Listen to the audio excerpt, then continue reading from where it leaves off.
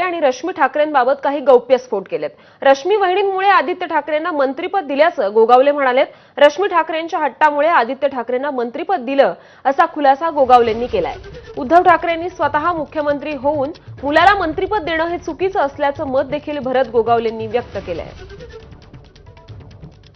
त्याप्रमाणे बाळासाहेबांनी कुठलं पद घेतलं नाही। आम्हाला पण तसंच वाटलं की बाळासाहेबांच्या पद्धतीप्रमाणे उद्धव साहेब हे पद स्वीकारणार नाहीत, पण त्यांनी ते स्वीकारलं। काय कारण कसं काय हे ते नंतर कळत गेलं। त्याचबरोबर आदित्यला जे काय पद दिलं हे अत्यंत चुकीचं झालं। हे सगळ्या शिवसैनिकांना मानावं लागलं की स्वतः जर मुख्यमंत्री आहेत तर मग आदित्यला मंत्री करण्याचं कारण काय?